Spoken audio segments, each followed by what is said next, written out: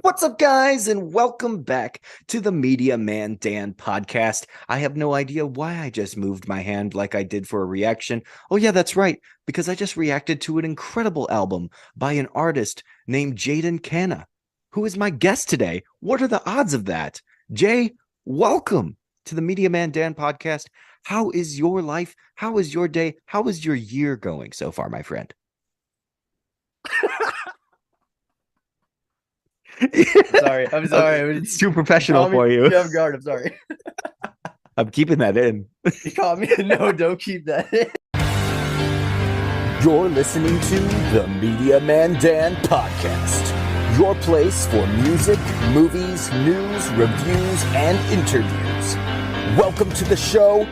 Get ready to rock. Let's rock! What's up, guys, and welcome back to the Media Man Dan podcast. You're probably wondering why I just waved in front of my face. Well, that's because I finished making an incredible reaction for the first time in months, and that was to my friend who I have here with me, Mr. Jeydon Kana, up in Canada. How are you doing, my friend? I'm doing pretty good, man. How about you? I'm doing fantastic. The snow is gone. We have nothing but rain. It's pretty normal spring temperatures, and we're about to go into March. How is it up there? Currently, we have some rain going on today, but for heard it's gonna be more snow tomorrow. So I hope not. That is not fun. I hate slush. Yeah, no, I gotta go out tomorrow. I hope not. Do you have boots ready to go just in case? I mean, I'll be honest with you. I usually just wear my shoes. I don't really care. I don't blame you, but when it comes to slush, I don't want it I'm in my Canadian. socks. Oh Yeah, yeah, yeah, I can just yeah. drip But then all if I wear over. boots though, I get like salt in the boots and they get stuck in there, and it's like. Regardless of all of that, I'm not going to talk about boots much more. I want to talk about this brand new album that you dropped. I think it was a week and a half ago now. We're looking at your brand new album, Tomorrow Again, and all of the tracks. We're going to go one by one. I want you to let me know what you thought of the reaction, definitely. But I also want to give you even more feedback that I couldn't say in the reaction. Oh, So, all of that greatness all at one time. I am all ears. Excelente. So, let's go to Victim first. Okay. Victim is the first track on the album, and this is your first attempt at using hardcore or metal screams. How was that experience getting yourself set up for that really intense sound? Um, like to be honest, like I really just wanted to do like a post-hardcore, type of release, So I was like, how am I gonna do this? What the hell am I doing? How am I gonna get that? Sorry for stutter. So if I like because I've been liking a lot of like fry screaming and stuff like that. I like hearing that kind of stuff when I'm listening to like post-hardcore and stuff like that. So I'm like, how can I do that? So I tried to learn how to fry scream, and that didn't go too well because I couldn't get it any louder, because you gotta sound like the grudge or something. It's like or something. I don't know. I can't raise that. Yeah, So yeah. because I didn't know how they were trying to explain it. So then I came up with a way to do it. I ended up combining that with a false chord together, and I just made like a I don't know, like a Kellen Quinn like hardcore Yeah, scream thing. I don't know. exactly. Exactly. Whatever the hardcore screams is, that's I don't know what it is, what I came up with. Yeah, yeah, I don't know. I would say it's just a hardcore scream in general because Yeah. it is definitely more intense than a metalcore scream, fry scream for that sake. It's definitely not as light on the ears as those are. Those are No. more whispered because you can't make as much sound. But yours was fully intense and it was exciting, as you could tell from my first reaction. No, yeah, My eyes yeah, no, I widening. saw you. You were literally just going at it. You were going, I saw your little smile thing. You were doing yeah, that. Then he bust out laughing. It was like 1 in the morning, and I was busting out laughing. I woke up people up. I want to know, out of all three albums that you've been able to drop now, I think there's four because if Mhm. you count the EP as well. There's I mean, I wouldn't really count the EP. The EP, like, which one are you talking about? Chill Yeah, something. that's Yeah, because that was like some lo-fi project I according did to to like try and Spotify. promote. I was trying to promote Fred's likeness. If you don't know who Fred is, Fred's like my skull like roommate thing. Like he wears a beanie. He's chill. Fred is a skeleton, everybody. Fred is the skeleton. Just He's also on the cover of a new album that was done by my friend Anthony, actually. So What approved the design in your mind then for the I don't know if that's like haywire some kind of cloud above it. I love it though. I really Oh, think I that didn't it's even like. I super told crazy. my friend Anthony, the hit and run guy. I wanted him to I told him like, can you just draw like a rough sketch of a skeleton just sitting on a bench with a beanie, And he's like, yeah, I got you, bro. And so he did that, and so then he gave me back a drawing, and he sent me what he was doing of it, and I'm like, oh, this is pretty good. And I look at it, wait, that's digital. I used to do it raw. And he's like, yeah, I did digital. It's just, it looks so much cooler. And I'm like, yeah, it does look pretty cool. So, I asked what the black cloud was, and the black cloud, it's supposed to be like squiggly lines, and it's supposed to be like negative thoughts. He told me because Okay. he liked my idea, so he wanted to put like make the skeleton all sad looking, and Yeah, just have like negative this. thoughts over his head. Yes, yeah, Literally over his and I head. like that because that would kind of foreshadow, what I had in mind for the album's, like story, I guess, like the message, I guess. Yeah. Yeah. Speaking of story and speaking of your discography in general, Fake Smile, the second song here, we got the acoustic version. This is the Hmm. third version of this song. Which one are you most comfortable with so far? Which one is like my favorite or like? Yeah, which one like would if you were to perform it live, which one would you do? Oh, definitely the acoustic one. Yeah. Acoustic. Because Got it. the thing is with Fake Smile, like it was originally supposed to be like an acoustic track, but the thing was, I had a friend of mine who wanted to collab on it, and he's like, you know, that's good, but I can make it better. And so he These made it friends like a sound very lo-fi-ish, familiar. rockish kind of jam.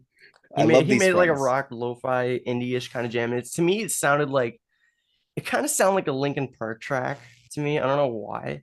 It kind of just had that kind of like just like some of the chiller tracks by Linkin Park. It's like that's kind of how it felt to me. I don't know. Hmm. But and then my friend, like that song kind of blew up a little bit. I mean, not really blew up, but it got, a lot of attention because I was sharing it. Everyone else was sharing it. I'm like, oh, cool. So then my friend Jax saw it. Jax, she's my friend who produces a lot of my work when I need help. Shout out to Jax. She's the drummer. Yeah, she is a drummer. Yes, Awesome. for like yeah, she did drumming on a lot of my tracks, and she produced most of them on like my older work. But I will get into that in a bit. She made this remix of Fake Smile and made all this like heavy rock thing, and I'm like, it was so beautiful, and like she wanted me to like put it up. I asked her if I could put it up. I'm like, sure, yeah, put it up. So I added it to the album on my first album's list, and I was like, that's cool and all, but it's like I don't really feel like it belongs to me enough. I know I made the song and all that, but like I feel like I wanted to make something, that I, wanted, so that's why there's like free versions of like Fake Smile now. It's the acoustic, the rock remix, and I don't even know what it is. I guess the lo-fi edition. I don't know. The Yeah, original. the original's really different, and I could say that that's No, it is. Yeah. probably the most played song from your entire discography because Yeah. when you first put it out, I was so critical on like the arrangement of it, and I was like, oh You were well, very you could have critical about it. yeah, you could have sang like at this part into the song, and oh, the tempo needs to change. But at the end of the day, now that we're in a couple of years later, and you've now put out your third project, I can say I'm completely over it, and I'm like, that's just Fake Smile. That is, That's it's just how it is. literally just you, man. It's your identity, and It is I, how it is. yeah, it made me change my perspective. So props to you Oh, for that because I thank you. always love to be a critic when it comes to things, but when I can be complacent to just be like, okay, well, this is the way that it was supposed to be. This is the way that Mhm. he envisioned it, and this is the one that he's proud of. I should embrace this. I shouldn't be so critical towards it. And when I did that, I was like, yeah, no, this is fantastic. And that's why I told you shortly after in voice messages, I was like, Messages. Jay, this is something special, man. This is like you pouring your heart and soul into it. And I was thinking, I was like, could I ever come close to like doing this type of song. No, I couldn't do it. I wouldn't know how to write it. I wouldn't know how to make it sound. And it wouldn't even matter if it was like better production and voice or anything, because what it is it's not made for me. It's made for you. It's made as an artistic piece of an emotion that you had at that time. And that entire first album is really good to me. I know that you've had your like little downfalls with looking at it, but I can say Yeah, that I mean, like, it's a great first start. I do like a few songs on the album. Like it's a decent, it's a decent project. Like I have no hate towards it. But I don't like one of the tracks because I just don't like how I recorded it. I don't like how I recorded. I forget what it was called. I think it was called like Song of Rose or something, or Rose. It was Rose something. Oh, the Rose song. Okay. Yeah, yeah. I wrote that for a friend of mine that was going through some abuse problems, and so I Yeah. was like, what I wanted to, write her something. I like that Um, song, I honestly. don't like it personally. Sure, maybe back then I would have liked it, but now it's like, I could say you know. maybe it's the vocal structure. Maybe it's because you added the harmonies on that one, so it like stood out a little bit more. No, I added the harmonies to no. That was Far Away Distance. I had the harmonies, I Oh think. shit. My bad. Confused Yeah, the two tracks. oh yeah, that was a good song. That I was did like really that good. one. Yeah, yeah, yeah. My favorite song on that album, like out of all the chill ones, my favorite probably is Insomniac. Insomniac, yeah. That is a really good Yeah, song. yeah, And that was not a lo-fi yeah, track. That definitely was is. that was just a chill, laid back Jay kind of No, track. that was an acoustic synth track. I don't know what the genre that is. I'm just gonna call it indie, I guess. Acoustic I don't know. synth indie. I love it. It works well. It works well. I also want to apologize to the listeners. If I'm coughing a lot, I'm sick. Leave me be. He's actually just coughing because he likes to cough. This is just how Jay is. In the Yeah, middle of this a is just how I am. conversation, he just coughs at you, and that's how you know. But for the rest of this album here, I'm gonna go to the next track here. I had the most criticism Yeah, towards. sorry, I got totally off track. I'm You're sorry. good. You're good, man. We had Anxiety No Sympathy, which is track 3 on this album. I had a lot of criticism towards the structure of like the singing Yes. process, but I didn't really talk about the instrumentation. The instrumentation's really good on this track. By the way, I'm just Thank you. gonna let you know how important your music is to me, my friend. I added you to my punk rock playlist, my enormous Ooh, playlist of punk rock music. I have I'm on a Victim punk rock and playlist. About Hey. Her, and I think I put Anxiety No Sympathy. Yeah, because I like the structure and it makes me remember how punk started. Like there's a lot of good old Ramon stuff, and there's a lot of first recordings of these artists from their Mhm. discography, and I'm like, this is the raw stuff that you are starting with. You're going to be able to grow into one of the biggest stars if you keep going in the direction you're going, I if you don't keep know about the taking biggest. chances. I personally just don't want to be. I don't want to be big personally. I don't know. Hey, Just enough, modesty, just enough to get by. But not. I don't modesty want. for I the don't need a win. billboard. You're good, man. You're good. You're Too putting anxious for yourself that. into a little box, but I know Yeah. that you're gonna grow. You're gonna grow regardless of if it's the biggest thing in the world or if it's just like a hometown hero. I really do think that you have enough time and you have enough talents to put into your next projects moving forward, Thank you. and you're just gonna keep showing more and more of your progression, and you're gonna keep showing that people need to listen to you because you have something there, Mhm. man.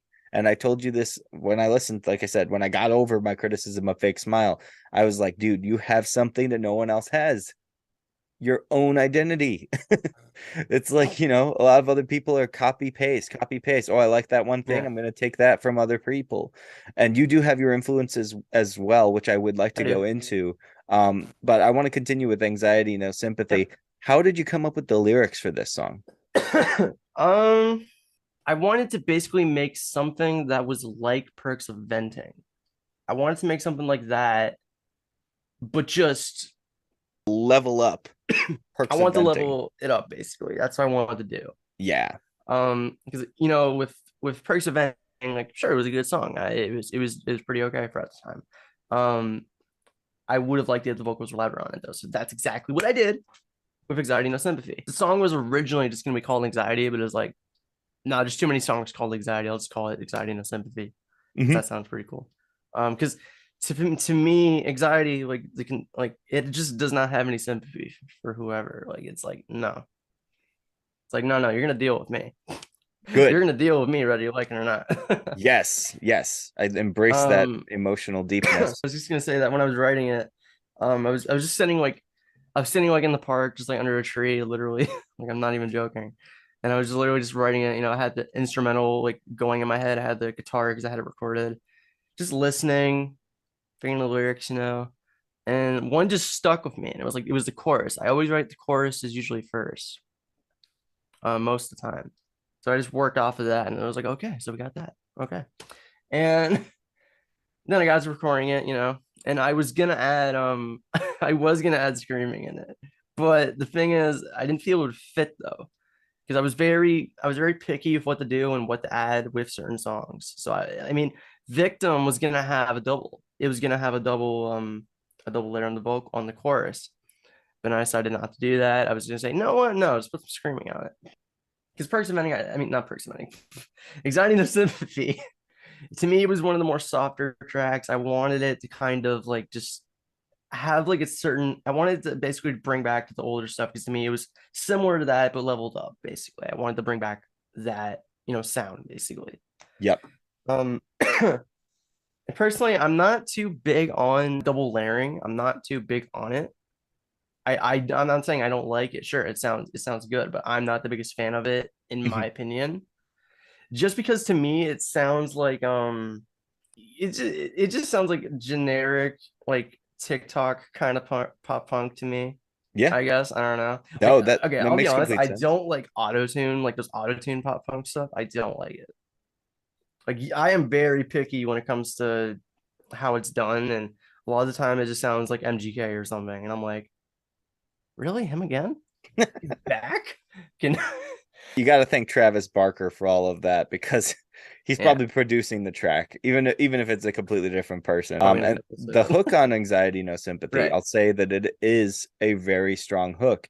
You said What's that the that hook? was the first thing, your chorus. Oh yeah, sorry, I just didn't know what you meant. No worries. You said that that was the first thing that you had created for this song, and you were Yep. focusing on that exact statement of anxiety has no sympathy. So when Yep. you're anxious about something, there is no way of making that feeling go away. It's not Yeah. going to leave you alone in any way. And so the song by itself is solid, but the chorus of this song is catchy. And that's where I always go and I get excited. And that's why I was Mhm. mostly critical on the reaction, is because I felt like the notes weren't hitting as hard as I wanted them to. Because I was like, this could be your number one hit. No, I was so I can happy. understand that. Yeah. I was so happy, man. I was like, this is it. And I'm glad that you said that you're not fond of the doubling. You're not fond of that super polished style of pop punk, because what that is that's raw punk. That's actual punk. I want to go on to the next track, About Her. So, who's the song about? No, I'm just kidding. About Her. I mean, I can That's get like into the story of it if you want. I can that's get like into such how a it that's like such an LA girl kind of podcast question. Like, so who's it about? Oh my it's God. about, you Oh my know. God. But yeah, don't say anything about who is it. Okay, The song is about. I will say how I wrote it. Okay. That's about all I can say. All I'm gonna say. Um, so it's about her. Okay. No, all seriousness. Um, so I was literally just I was at my friend's house at his apartment. We were just chilling. He was making like some steak, really good steak, by the way. And I was just chilling there with my guitar. Like in usual, I'll bring my amp and my guitar over, sitting on the floor, literally just with the guitar, I guess. And I was trying to come up with a riff because I was like almost done writing the writing portion of the album. And I was like, man, what the H am I gonna write about? And he's telling me the story about he was having trouble getting over someone who he used to be with, and I was like, okay.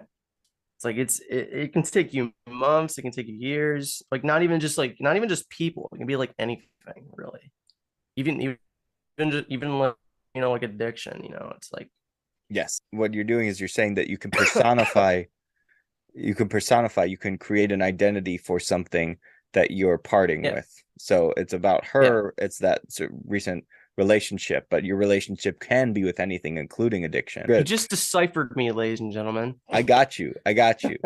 Also, I want to Um, talk about the layout of the vocals on this one because I had so many like okay. little things that I talked about with anxiety, no sympathy, but the uncut version of my reaction, I originally thought I was talking about her, and so I put on that track and I was going piece by piece. I was like, see, here's the Mm. part where, wait, that sounded perfect. And I was like, well, no, here's the part where, wait, no, that sounded perfect. I was like, fuck, I don't think this is the right song. I'm on the wrong Where's song. the mistake? Exactly. It's like, what is the mistake? So I gotta say this, man. Out of all of your music on this album, this song, especially the acoustic version, which comes right after it, and I do like, Thank you. I like that there is an acoustic version. That is my favorite track by Thank you you. in general so far. Because I'm like, this is the Jay I want. Like one of my favorite songs that I did, so I'm actually really happy. Awesome, man. Yeah, Awesome. that's yeah. I mean, if I were to like, can I say like what my favorite tracks are even? Like, am I Yeah, even of allowed to, course. like, Yeah, I would love to know which ones you would rate as like the top or like I mean, obviously, I love like Fake Smile acoustic. Like, I love just playing that in general. Um, and I'm happy I finally got to, put it out finally. yeah. Um, my second favorite would probably have to be probably Victim because that one just has the most screaming, and I'm like, it gets me so hype. Like, The length of the track is so good. Like you saw me reacting to it. yeah, You like, don't oh, know it's done when now. it's truly going to Yeah, I'm end. back. Yeah, Yeah, exactly. It's like it continues going on it's a and roller it's coaster. keeping your attention the whole time. And I was like, this is fucking perfect. This is Everything is meant to exactly. grab you by the throat, Yeah. literally. Yeah, that's what I need though. I expect a first track on any album Yeah, to grab you by the immediately catch my throat and attention. yell in your face. All right. So besides that throat grabbing experience that you're talking about from Victim, is that your actual second favorite track, or do you consider another one to be just as important to you? Personally, the third favorite track of mine. It's hard to decide personally because I like both versions. Obviously you already know what I'm talking about. About her is probably it's yep. It's definitely one of my favorites. It's amazing. I just don't know which though, because I like both. It's hard. It's the same song, it's just different versions. Like The I don't know, I acoustic can't version decide. is my favorite Yeah. because I mean, for one, it doesn't have screams. I'm just kidding. I love the screams, Wow. but You better like those screams. the Spent original one has hours on them. the original one has a different vibe. Both of them actually work really well, but I think the acoustic one shows off your Mhm. talent vocally a lot more. And that's something I always look forward to. So we all have our preferences. It's always good to have 2 to 3 different styles.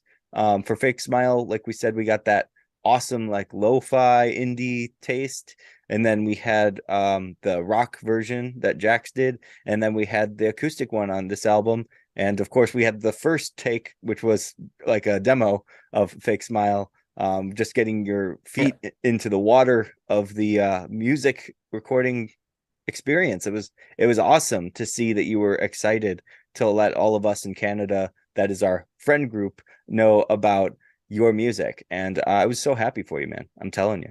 Forgot So since we already about covered the that. acoustic track, now we get to go into the title track, which is Ooh. Tomorrow Again. How did you come up with this specific track, and how did you know that this would be the perfect title for the album? I will actually get into this. It was actually a complete accident. I'll be honest, it was actually a complete accident how I got titled that. I was listening to some like indie punk type stuff, and I'm listening, and some of these tracks are like, really raw and stuff. Like they're really just raw, no processing whatsoever, no nothing, just like amp, mic, bam, sometimes drums.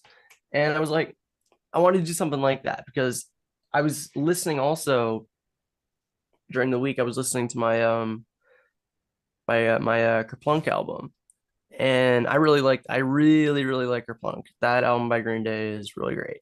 I love it. So Kerplunk intrigued you to write something near that style on the album, would you say? Not exactly, because there was a track that was on Kerplunk that was just like it was. I don't even know if it was really meant to be taken seriously. I don't know. I could be wrong, but it's like it was just a very lower produced track, just stripped down, raw. I was thinking, and I was like, I want to do something like that. I want to just make a track that's raw and just not really give a crap. It's like so I did that, and then it just hit me. I was like, what do I write about tomorrow again? To me, it's about, being there for a friend, just wanting, them to just, stay around. You don't want them, you don't want your friends, your family, whatever, to just, leave. Like it's trying to slowly pull someone off of the ledge of the bridge, basically. It's like just Okay. to help. You Okay. just want to help, basically. You just want to be there for whatever the heck you're going for, and it's like you don't want them to throw their life away, basically. Got It's it. like Got it. I was like taking it in a completely different direction. I thought you were saying that the what'd you person was think? already gone, but now it's tomorrow again, so you have to relive that experience of not having them there. No, tomorrow again would be like tomorrow again, literally like I want to see you. I want to see your face. I Oh, want to okay. talk to you. I want I to want to hang out. see. We will talk in the morning. We will talk tomorrow. We'll Got just talk in the you. morning, Got you. Yeah. Got you. I love that. That is one of my favorite things for when I was helping a lot of people, especially teenagers, dealing with social anxiety when it came to the Mhm. pandemic time. I was talking to many people through their trouble. And the first thing that I would always say is if you're not okay tonight, I would expect that we're going to continue this tomorrow. So I can relate in that aspect Mhm. of this song. That makes so much more sense than what I originally thought. Kind of like Yeah. it's kind of like a twist on Ghosts when you think about it, because the person's already gone in Ghosts. Hmm. Whoever is like being the story being told of on Ghosts, basically. It's a I twist when mean, you think about I gotta be honest with you. I love the music of that so much. I didn't pay attention to the lyrics, so now I have to reanalyze that song. Thank you, Jay. on Ghosts On or Ghosts, yeah. Tomorrow Again. On both Oh of my them, definitely, but Ghosts I really have to return to because I was so hooked on the music. I was like, wow, this is so well produced. Wow, I love this little chorus here. Wow, this is so nice. That's what happens sometimes, and then I'll miss out on the lyrical value and I'll miss I out do on the story. plan on eventually I want to redo Ghosts. I want to make it I'm gonna give it the post-hardcore treatment. That's cool. I I'm gonna expected I'm gonna that. make it, yeah, I want to redo Ghosts, and I want to do like a post-hardcore version of it too, because it's like because I remembered on your very first reaction to that song, you were like, "Where's the yelling?" I was in my head, I was like, the scream goes right here so perfectly. That's why I messaged you shortly after. I was like, Jay, put a scream in this song. For the love of God, you got to put a scream right here, just in this middle part. But Yeah, hey, you well, I know mean, what? hey, I mean, I do plan on doing it, so maybe eventually, Yeah, there but might be hey, some screaming. let's talk about like your post-hardcore experience again and like combining all of Okay. these songs into one. Victim being one of your favorites on Yep. this new album. Perks of Venting was like your first like Mhm. straight up rock heavier type of track besides the fake smile rock version. Mhm. Do you have a plan on each album to have that standout track with that post-hardcore or heavier pop punk style? Not really, to be honest.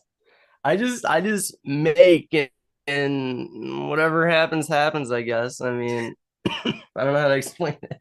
I love it. That's so vague. I love it. I All right, no can't, like, that's problem. all I can say. You're all good. You're all good. All Um, right, so let's go back to the actual question that I had.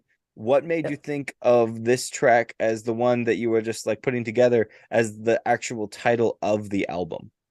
Tomorrow Again. Yes. How did I come up with the album title? Mhm. Oh yes, I can bring that up. Because like I said, like the song that I made that was called Tomorrow Again, it was originally gonna be called End Again. End again. End Again. Yeah, I was gonna call it that because that song was supposed to be the last one on the album, not the Dude, song. we just went on a It's so trail of like confusing, I know. where the fuck did we go? Tomorrow Again is Okay, tomorrow again. basically Tomorrow Again. I was just chilling. I was chilling with a friend of mine, and we were talking about if we had a band, what would it be called? Because in high school we used to have a band going on. He's like, what if we continued that? What if we just changed the name or something? And I was like, I don't know. How about like, I don't know. How about like tomorrow again or something? Or he's like, that actually sounds really cool, man. And I'm like, thought about it and it hit me. I'm like, I gotta use that for an album. Gotta write it down. So that was an original thought of a band name, Yeah. then And it inspired was, by one of the songs on Kerplunk by Green Day, and it became a song that emotionally has value that works for everyone listening. Do you realize you did something magical with I didn't just know a this. simple idea? How? You took a simple idea How? and you made it your standout track, because who's gonna go for the album called Tomorrow Again and be like, oh, I'm gonna skip that song called Tomorrow Again? No, they're gonna be like, I want to know what that's about. And it's not about her, because about her became it came before that. So, you're interested. You want to see what is this album talking about? Yeah. And like I said, I didn't understand the first meaning. I had a different assumption. And now that I understand the story, I'm like, okay, I completely misread it, and now I can get the Mhm. correct perspective in my But mind. hey, And but the best thing about art is you can perceive them any way you want. yep, That's the beauty of art. That's the beauty of subjective writing, you know? content. It's Yeah. incredible. All right. Now we go to the final track, which is a cover that we didn't talk about already. Totally didn't. By Dashboard Confessional, because I know that. I know that. Wasn't I any totally didn't question. tell him. Yeah, he I didn't tell me totally at didn't. all. This Yeah, I didn't know. happen.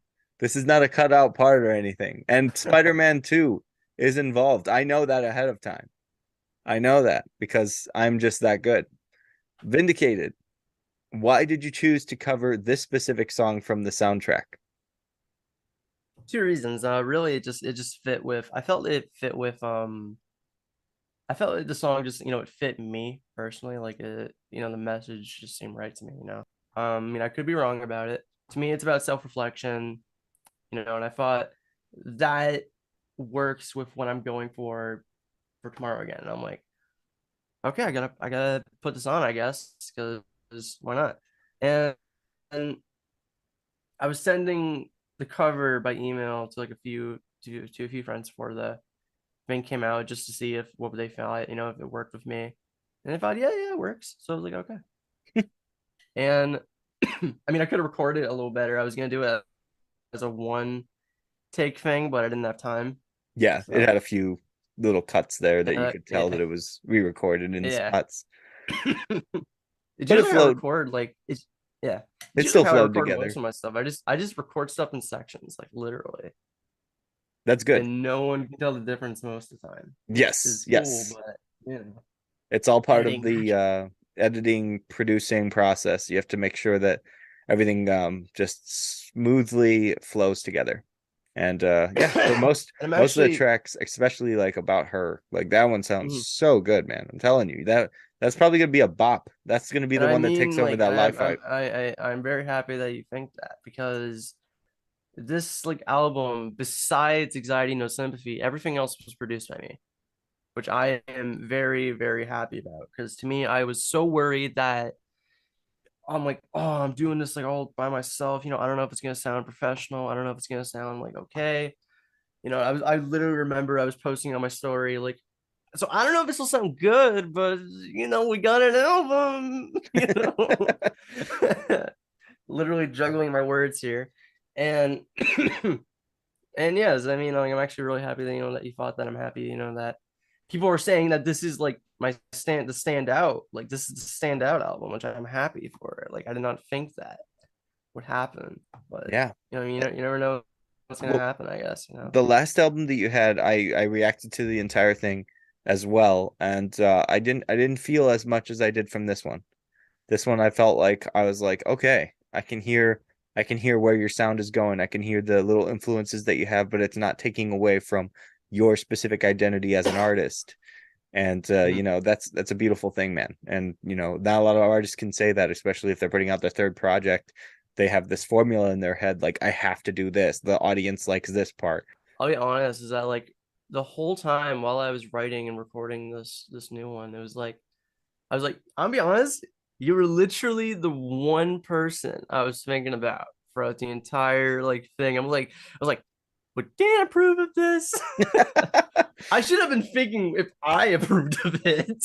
Yeah, no. I mean, I would probably go like that. It makes I mean, sense I though. was thinking it both ways. I was trying to think, well, I'm Mhm. trying to make myself happy here with, what I'm making, but I also want to, make sure I can, get the Dan seal of approval, It's always going to get a happy I second did. opinion, third opinion, fourth Yeah. opinion. We're all available in Canada. We're constant, not actual country of Canada, but in the Canada chat, we're all available to check out anything that you have, man, and we'll I give gotta you change that group name sometime. honest I gotta feedback. change it.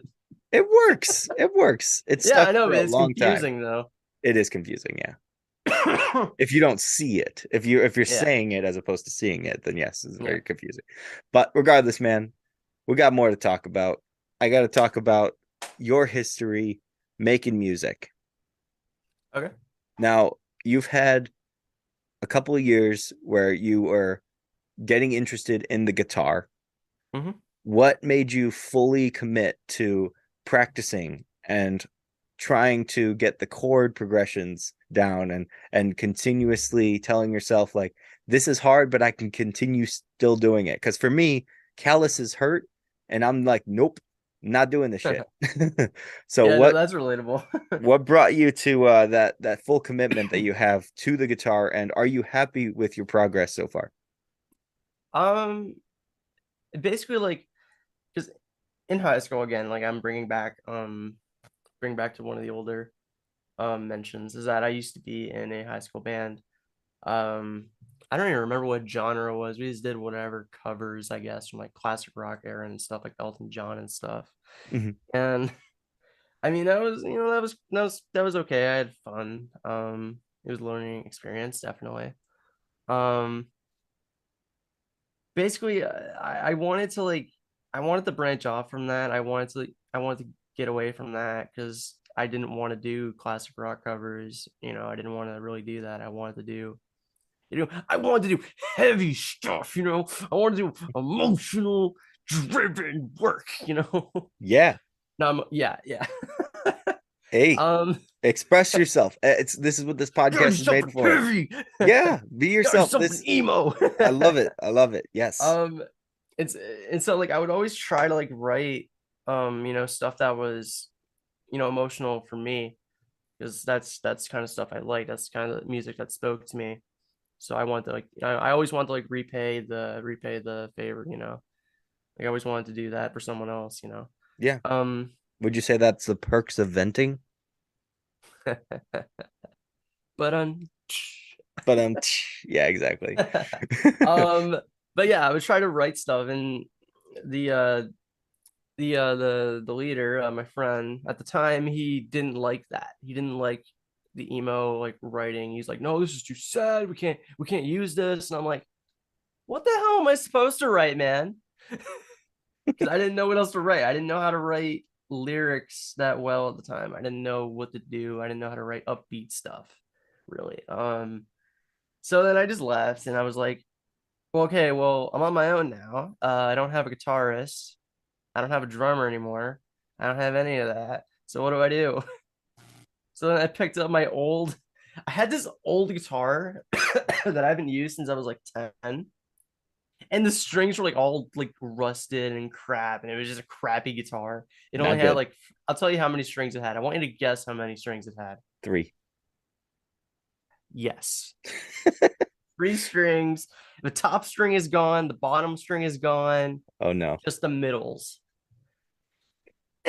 At first, I kind of made it work. I tried to learn some like made up chords. This is before I knew how to do chords Yep. properly. Yep. Because I was not a guitar guy, but I I had to remember become a that. guitar guy. I remember those chords that you were playing. I remember Yeah, I was on being my like, what in the world? broken guitar. But And how did you end up tuning the guitar, by the way? well, I didn't. That's the funny thing. That you didn't tune it. I just tuned it to whatever pitch was okay, I thought. And I was In like, your head, you're like, okay, this sounds like it would be sounds the key awesome. that I'm looking for. Yeah. That's insane. That's And insane. it wasn't a good thing, I'll tell you that. But then I was given a guitar. I was given like like an old acoustic guitar that never has been used, and I started writing off of that. I used literally any new chord I find, I would literally write a song with it. So yeah, it took me a while, and it wasn't until like Writing on Walls era, I would say, where I finally made something good, because I had EPs and stuff beforehand that I did not release, I think. Like I deleted them, I think, and they're still like around on Google, I think. But like Like I that don't, I one don't, I track don't. that I reacted Yeah, to. you'll never find them though. You'll never find them though. That's the thing. They're just deleted, but they're still on Google somehow. Um, and so yeah, then I just now we're here, and I'm like, yeah, yeah, I'm definitely happy with my progress on guitar. I mean, I know I'm not a lead guitarist by any means. I know this. I'm more of a rhythm guitarist personally. I would probably Um, be as well. I would Mostly not because be able that's to do just lead. it's just what's easier for me, because like as much as I like the sound of lead guitar, to me it looks so difficult. But it's like I would like to have someone record lead guitar for me and maybe play with me or something. That'd be cool. But Yeah. um, I've struggled sometimes working with other people though, because it's like you got to make sure they're on time, and I'm stressing about situations. We'll get into that in a minute. But yeah, the story I'm gonna bring up. But Oh before we yes. talk about that, I want to talk about your experience as someone who truly loves the character of Spider-Man to the point that you have so many suits that are available to perform in front of people and show off your love for this character, personifying him in real life up in Canada. How does it feel to bring smiles to people's faces that truly love Spider-Man? I'm actually pretty happy doing it. I like it's for me, it's like I like seeing the kids happy. I like seeing, people laugh and smile. That's just I like that, like that aspect personally. I really like the character of Spider-Man because, like as Andrew Garfield says, he's about hope. He's shows people hope and stuff, and I like that. Um, and I started doing it during COVID, like when COVID started opening stuff up a little bit more again, like we were able to go back outside, and I was like, I'm gonna throw on a suit. And because I had like at the time I had like a suit. It's gone now because I had to replace it. But I had like this Sam Raimi suit. The Tobey It, Maguire yeah, style one, yeah. but this is before I had the really good lenses though. This is like I had these like pre-done lenses that were done by the company that made the suit, that prints the suits, and I'm like, I don't like these lenses. I'm just gonna replace the suit. So I did. Speaking of lenses, before we continue with your Mhm. suit awesomeness as well, I want to Thank you. talk about your production that you created, like your workshop, I should say, of making the eyes look better on these costumes. You've been working on that for a while. What engaged you to the point where you're like, I like the suit, but these really do need a lot of work. And then you're like, I'm just going to shape it the correct way that I see it in the comics or in my head. Like, this is what the Yeah. character should look like. How'd that come to mind? Well, really, like I just see all these custom lenses and stuff like on Instagram and stuff. I'll literally be scrolling and I'll be seeing all these other cool Spider-Man cosplays. I'm like, oh, I want to do something like that. So I want to make those lenses, but I don't have enough money. So I ended up just making them myself. Just literally, I found out a way to do it. I'll literally just take some crocheting needle, like just white stuff. I don't know what it is. Like it's a screen of some sort. Yeah. And then I'll just paint that white, and I'll just trace whatever design over it, cut it out, and I'll just get some foam, make a design, slap them together, lens. And it looks great. Thank you. Didn't you have one that lights up too? I have a mask that lights up. That's it's the lights are really just connected inside the face shell. Oh, okay, okay. So there's a There, shell inside of the mask that I have to like put over it basically. there was one where the eyes were like hard to see through, correct? Um, that would be the Raimi ones. Yeah. And so Those then ones are you hard for me to see changed out it. of. No, Yeah. I didn't. No, I didn't change the Raimi ones actually. Oh, Yeah, like they're just hard to see out of, because like I can't take those out. I can't take it outside really. I can't be outside, but I can be indoors because my breath will literally collect inside the lens and I can't see anything, which it hurt oh, me so much because that's like my favorite suit that I have, but I can only ever take it really out to Comic Con and stuff. Gotcha. Yeah, that Yeah. does make sense because it's gonna reflect air as anyone that has glasses would also understand Oh when you yes, breathe yeah, with like no. a scarf on or something that it's gonna get your glasses all fogged up or your sunglasses fogged up.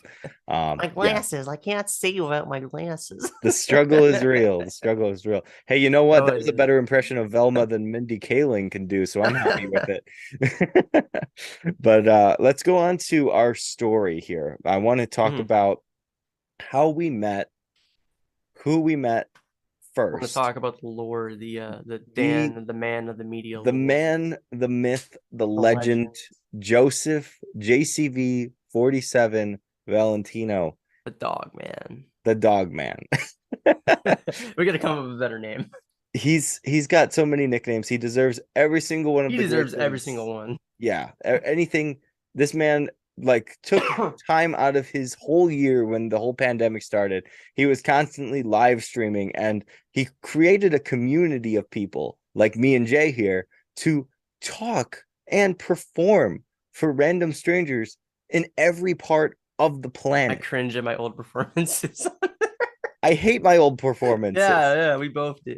I was in my car most of the time because I couldn't be loud in the house. Regardless, I watched your performance. My first horrible critical way of thinking was like, oh, he's not a perfect vocalist because that's how I go with everybody. I'm Yeah. always like, well, they missed a note there. Just like me. I'll miss a note and I'll be like, you piece of shit, you can't hit that note. You just shouldn't have tried it. Stupid, stupid Dan. That's how I am with everything. I'm critical. So when I saw you doing that, I was like, oh, I don't know. I don't know. This guy, he seems a little nervous. And you I were. definitely was, yeah. Yeah, you were. It was the anxiety, and I'll go back to anxiety, no sympathy here. Anxiety has no sympathy. Yes, it has no sympathy. But what happened is that even though you were in a virtual situation, you broke out of your shell because Mm. you actually let yourself be on camera, and you would be currently right now if it wasn't so late at night. We do have a great shot of him here with the Freddy glove, so that is Yeah. that is perfect for all of you guys that have been watching this whole time. But regardless, you got comfortable with talking about your music. I think that you did perform one of your songs or something of a cover, I believe, one I time. recorded or no, not recorded. I think my first song I did on Joseph's stream was like Hold On Till May. Okay. But then I got better at it, or I got better at that song over time, and now I'm like, damn it, I could have done way better probably. Yeah. You And know, but through Joseph, through the confidence that we both gained and the community that we both joined, we met each Joseph's other, awesome. we Yeah. became friends, and then we met another fella from Canada. So we met somebody from America by me. Well, not super We by met me, but another Canadian, we met another Canadian, Eddie my Lamb Canadian Music, brethren. and he is a mastermind when it comes to helping people learn the basics of guitar, correct? In under 1 minute. You gotta 1 Did minute, you yeah. did you watch his videos in order to start out when you actually did have more strings on your guitar? Did you watch his videos and be like, oh, okay, that does I make a didn't lot more watch his sense? videos to learn. I just watched them because I wanted to like see whatever the songs were, and he played a good amount of songs I liked and knew. So, but Got it. I literally I've always just been self-taught by guitar. I literally have a chord poster on my wall, so I'll look at that, even though sometimes I have trouble figuring out what it is. But a lot of the time, I just look at what other people are doing, and then I'll like try and do that because that's easier for me. Um, yeah, even Eh, though like I can only use so many chords though, that's my problem.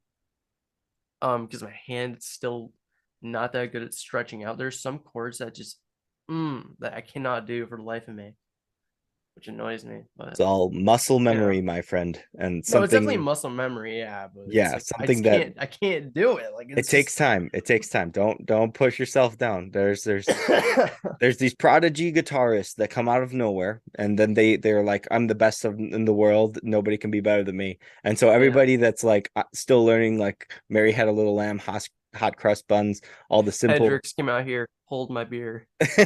all the simple things. And Yeah, you get these newer guys that just immediately can catch on to it. but you should never put yourself in the position where you have to be like them, because that's not going to help your learning process. Your learning process is getting comfortable with exactly how it feels. Like if I were to You pick up want a to guitar right play now, how you want to play. yeah, if I were to pick up a Gotta, guitar right gotta. now, I would probably hold it over my knee instead of having You it would on hold it my knee. over your knee. Yeah, I but can't do I have a that. strap, of course. Oh, you have a Yeah, strap. yeah. I would have Let's it. say I you would just have have it a tightened up. strap. Yeah, it would be above me. But most people would like it on their knee so that they have that leverage.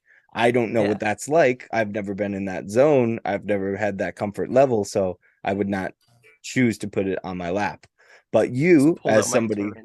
who are, you know, experienced with guitar, you would then say, "Oh, I'm going to put it on my lap immediately because it feels good here. I like to hold what is the part up here at the top? The neck. You like to The hold the neck, yeah. neck at like a Yeah. certain angle. You know exactly where your fingers are going to be moving to, just for the simple stuff that you've played before. But for One us, thing that really does annoy me is yeah, like the when people are have their guitars like super low. I'm like, because like I can't even reach that far. Like I can't get my hand to like it. Just I want to be that guy that does that, but I'm not. you mean with like all of the fake performers on They always stage, have them. they Yeah, come out some and they people have literally like, have them down to their knees. yeah, the strap is like all the way down to their hip. God. You're just like, I'm pretty sure they're not playing. Yeah, They're just like, they don't even have a pick. They're it's just their moving their accessory, you know. fingers. Yeah, exactly. It's an accessory to them. But hey, Yeah. guitar is important to a lot of people. So with all of your love for guitar, with all of the self-taught knowledge, and with the fan base that you got to meet that were consistently, like me, just praising Joseph for giving us something to do during the pandemic, was it nice to have a group of friends that were created to be there for you in your darkest hours? It was, yeah, it's nice. It was definitely nice to finally meet more people. Definitely, yeah. Even though we Um, weren't like in person hanging yeah, out, yeah. giving each other hugs all the time. And it wouldn't have been allowed anyway at that Kind of period. sad though, because I do want to hug a lot of people. So it's like, Oh, it'll just want to hug happen. you, bro. It'll happen. One of these days, you guys are One going of to take these a days, flight. man. I will literally attack hug you, man. I'll do it Attack behind, hug. man. Oh yeah. Scare the shit out of me. All right. But so with all great things, there is also things that cause major trouble. And I will say at the end Mhm. of this that like all with great power comes great responsibility. That's what first comes to mind. But with all Yeah. great things that we have experienced, you get friends, you also have issues. There are people that are going to be in and out of your life, and you've Right. definitely dealt with that when it comes to your music making experience. Can Mhm. you dive in to some experience, not specific names or anything of that sort, where you just felt so incredibly overwhelmed because this person, not naming names, didn't follow through on their part of the deal? So this time around, since I was mainly working on these tracks by myself, I am not really a drummer or a bass player or anything like that. All I do is sing, scream, and play guitar. That's really about it. Um, so for me, I was trying to look for other people, to work with, obviously, because like since you're like a solo artist, you can basically collab with whoever you want. A friend of mine helped me out with the drums on it. It was going well. We were going to practice. We were hanging out afterwards. Having a good time. But the problem was, I would always tell him, even after rehearsal, I would always tell him, practice on your own time. Don't just practice when we're together. You gotta figure it out on your own too. Because I've been practicing on my own. This friend of mine, Decomposer, we went to his studio area, and he was gonna help us record. Just get stuff done. So we got there, and we were just we were getting settled in. I was hooking up my equipment, stuff like that, and he did not know. He didn't know the riffs. He didn't know the drum beats he come up with beforehand. And I'm like, how do you not know this? Like, were you practicing? Were you not practicing? What happened? He's like, I didn't practice. I'm like, we've been working on this for like how many months? Mm-hmm. And my friend, Decomposer, he was like, it's cool, man. It's cool, man. Like, just, like it was, I mean, we probably just, practice a little more. And I'm like, and he's saying, yeah, we could probably practice a little more. And I'm like, coming from you, good sir. It didn't hold Um, your end up. Yeah. yeah. I was trying my hardest not to like, not say anything rude, or whatever. Cause like at that point, I was just so like, I was stressed. Like I was done, you know? You were Um, overworking yourself too. You were like no, I was definitely overworking fully myself. ready for this. You were like, I want this to I was get ready, man. out by this specific date. You had it Yeah, because all in your mind. I delayed it like 3 times. Yeah. And 3 times due to behind the scenes stuff. it wasn't any of your doing. In this case, it was the people that you originally had commitments with. They Yeah. weren't holding their end of the bargain up. And what happens in the long run? I'm happy that the project And came out the way that it did, no, but yeah. yeah. But then my friend, I just talked it over with him, and I was like, I sat him down, like we're cool and stuff. But it's like I sat him down and I was like, okay, listen, man, like, it's cool, that we had fun on this, we worked hard on it, but I gotta get this done. And he understood, I wanted to get this done. He knew this. We talked it over, and we got someone else to do drums. We got it done, and it came back actually a lot more. In my opinion, it came out, I think, better because the person who did it had a lot more drumming experience. I was playing my song on my friend's guitar. It feels so weird when I'm playing another person's guitar. Like I don't let anyone touch my guitars, but it's like I don't like it feels so weird because it's not your guitar or Yeah, your like thing. not your It's like feeling. when you it's like when you use your friend's hand-me-down controller, I was you know? gonna say that. It's like a game controller. Yeah, You yeah. get the weird one, or you get the one that's like extra warm, You and get you're the one just that's like half broken and it has the the camera angle joysticks. stick Yeah, torn it's out. like broken sideways. The stupid How'd you buttons get don't your work on controller like this? the triggers aren't even. Yeah, it's like, oh, you just have to push down harder. It's like, why didn't you just fix the damn controller or get a new? Yeah, I get where you're coming from. So that's So yeah, same it's thing like for duct taped guitars. together. So yeah, so we got that done, and I thanked him profusely. But how the reason why I asked him if he could do it, if he could take a spot to do it, was because while we were practicing, I guess we were just taking a little kind of like a break. And I was just playing the songs, I guess, one of the songs, and I really liked how he had the riff beat on one of them, and I was like, I gotta have this on, I gotta have him on here. So I did. I asked him. I mean, he literally all he had to do was like pay him in pizza and peace tea. And it was Yeah, like we had a fun afternoon. Though. It was definitely a good afternoon. I had fun. that's Okay, excellent. even though the day was stressful, I still had fun. I'm not gonna lie. Like it was a good day. Um, Oh, that's good, man. There's a but bounce yeah, I back mean, in like, that situation. Yeah.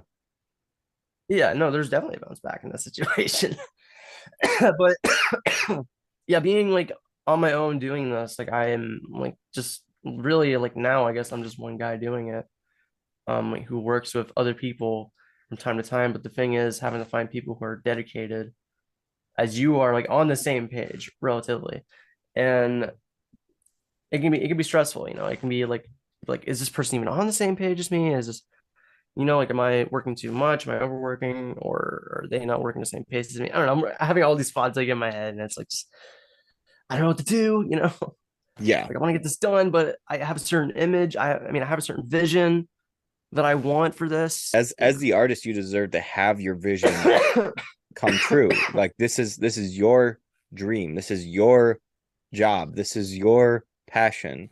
So of course you want to have your vision shown in the best way that you possibly Mhm. can. And if someone's not taking care of their part, if that part is the thing missing, it's like a puzzle. You have all of these pieces together. You're like ready to finish this thing, and they're like, "Oh, we threw one away. We thought it didn't matter."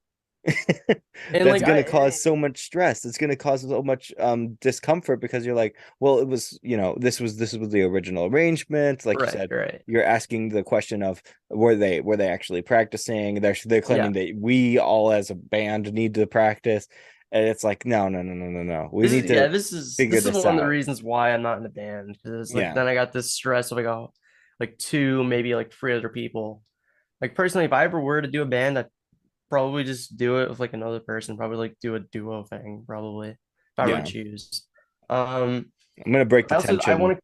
right now. I can't handle it anymore. Everybody that's watching me and you see me constantly blipping, I just want to let you know that Thanos, for some reason, I don't know what happened. He got into my jazz collection and he just keeps snapping. It is Yeah. awful. I am not existing right now, and then I exist again. It's just crazy. It's not fair to me. All right, continue where you were.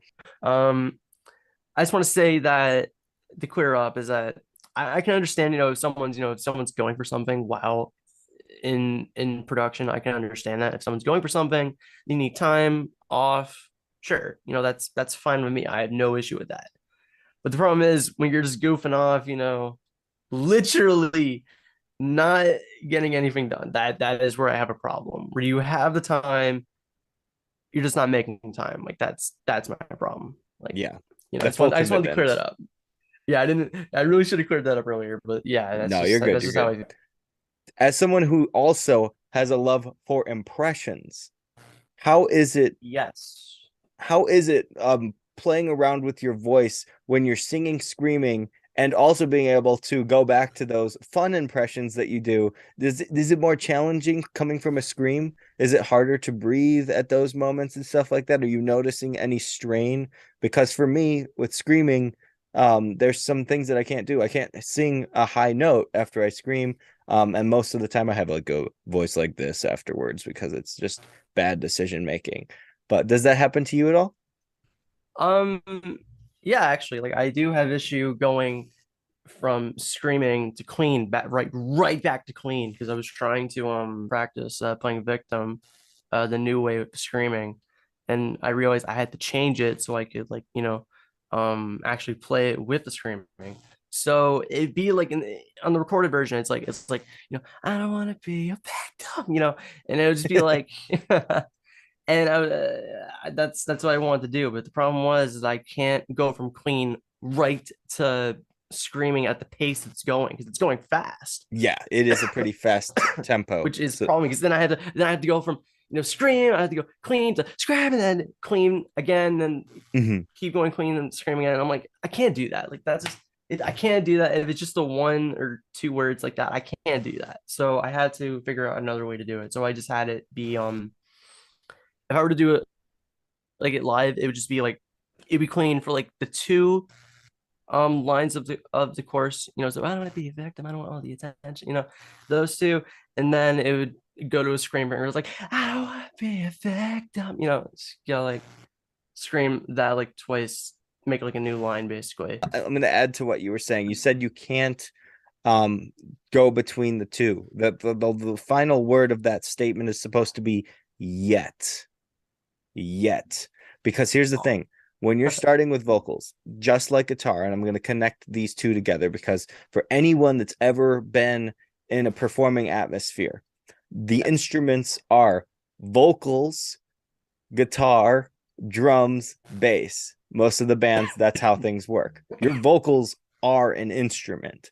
So if you don't have a muscle memory of how far, how intense your range is, how high you can go, how I low definitely you know my can, limits right now. I yes, definitely do know my limits. yes. And so with that, you've learned your limits with singing. So it's going to be the exact same thing with screaming. You're going to be playing around a lot more, and you'll Mhm, probably notice that your impressions will become more clear as well. Because mhm. I noticed that like if I want to go into an Elmo voice right now, I can instantly do it because it's the exact same Right. activation that my voice does for my scream. It's Yeah. like it comes right to you. And so you're going to get comfortable where you're going to be like, Dan, I mastered it. I can go between the cleans and the screams, clean, scream, clean, scream. And I'll be like, My yes, problem Jay. is my problem is mainly with like the pacing though, because sometimes most songs are two vocals, Okay, or okay. two vocals overlap. So that's also one of the reasons why I had a hard time doing it the original way. So I just changed it. That's Yeah. basically the main reason why. Um, but yeah, like even like if I were to do like a cover of like I don't know like Linkin Park's One Step Closer, in the chorus, I was like, everything you say to me, Yes. it's like, yeah, it goes one step closer, yeah, I'm about to break, it goes switch from the clean to that, but it's actually just two vocals. I can never understand how that man would do it live. I have not seen that one live, but I would love to see how he does it. He's amazing live. Or maybe it's a background kind of vocal. I don't know. That does happen. That does happen. Some I don't people know. do use backing tracks when they perform live. And that's So okay. speaking That's of okay. performing, speaking of everything, as an artist, someone with a vision, as Mhm. a person that is now understanding the struggles that come with working with other people, collaborating with people in different locations, setting times up, scheduling, all of that. What are your goals specifically for you moving forward as an artist? Get bitches. No, I'm kidding. Get bitches, get money, It get sounds like the bitches, most get douchey money. thing I could have said. Just play the Biggie song at that point. Fuck bitches, get money. Okay, no, Caleb. Sorry, guys.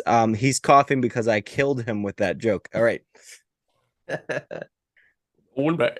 As an artist, what is your main goal moving forward? As all of the things that have been little setbacks along the way, the commitment, the scheduling, all of that, and now you're talking about performing live, trying to figure out how Chester was able to do that.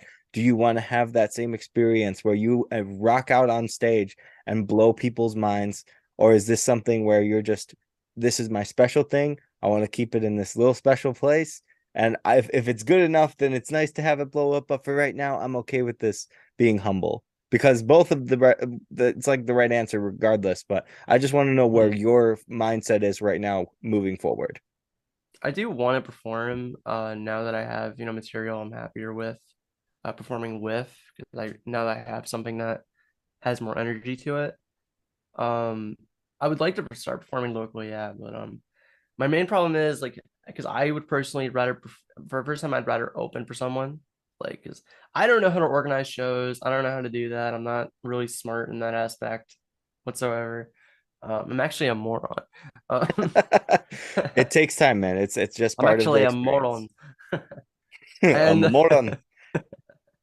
but yeah, like I definitely do want to start performing more, and I definitely want to do more of this post-hardcore type of music. I definitely want to keep pursuing and screaming on music, definitely.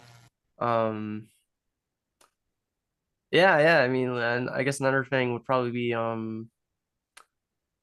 want to get a band together. No, I'm kidding. Okay.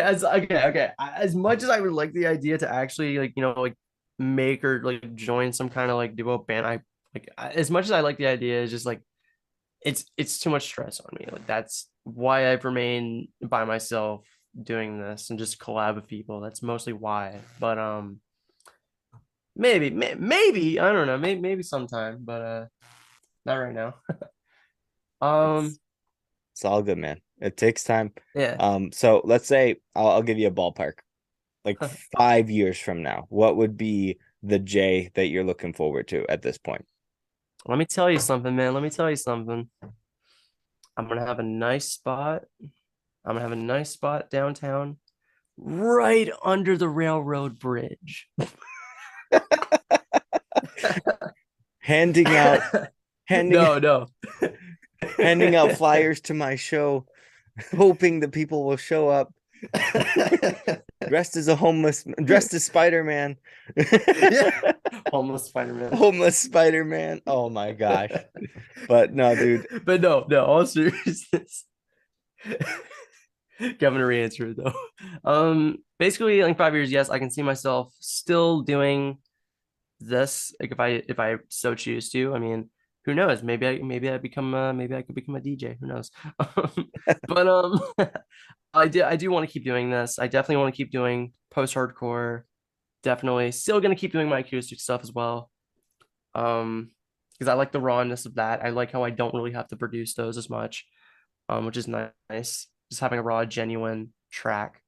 Um, and I'm not trying like people can think about whatever they want with me on this, but like I don't want to be I don't necessarily want to be like the next like Vic Fuentes or whoever. Like I'm not trying to be that big. Like I just want to like at least be known enough to the point where I can like say, so this pays my bills now. This This is gets me good that though. new fancy car. I don't need a Yes. car. That's the thing. I don't need cars. I don't want to waste my money on crap that like I'm not gonna use. Like personally, if I were making money off music, I would obviously have to use it for my house or whatever. I would use it for an apartment. Obviously, just a little place I can finally live at. And just I'd also buy like just equipment mostly really. Yeah. Nothing too expensive though. I mean, but like just I don't know, just something to say, wow.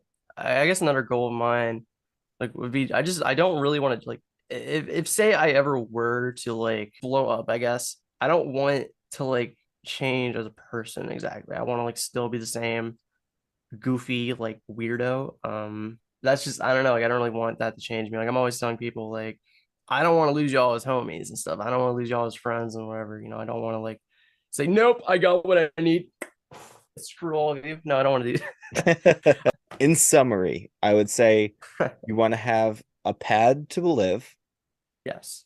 You want to have a place to make your music where you don't feel any pressure of the atmosphere around you.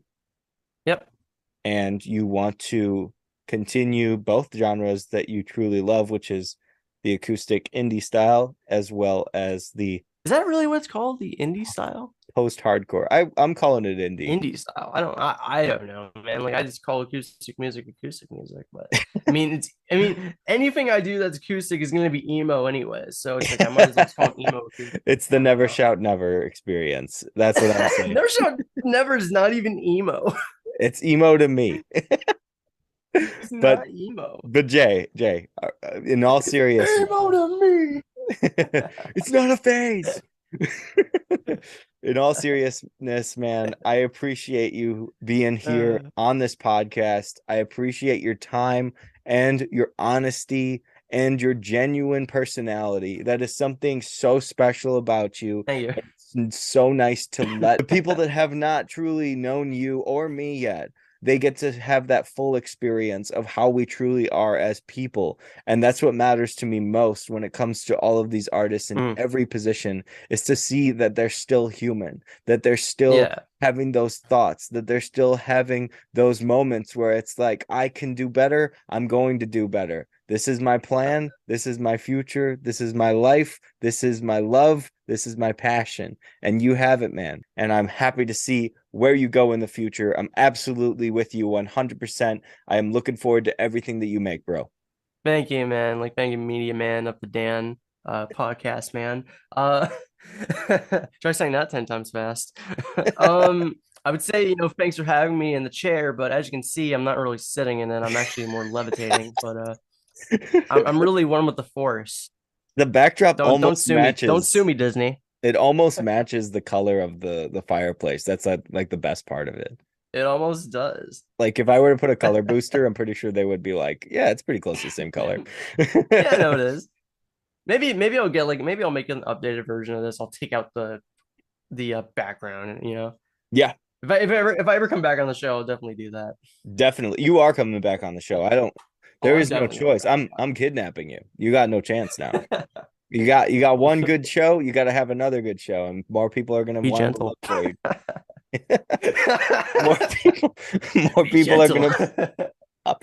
More people are looking forward to you. So it's gonna be all good things. We'll bring it back. Don't worry. And by will, I mean I'm me. I always say will, like I have more than one person with me, but I am all alone. Yeah. Just like you, we're all alone. We're doing our thing that we love. And once again, man, thank you for being here. Thank you for talking with me. Thank you for explaining your songs. And I definitely will be analyzing or reanalyzing Ghosts and tomorrow again. That means so much more to me now. So thank you. You can't see me, but I'm tipping my beanie. Like, the fedora tip? That's what I'm doing practically. Yeah, there you go. All right. And now we look at each other. Man. Look at each other. There's nobody to look at. All right, bro.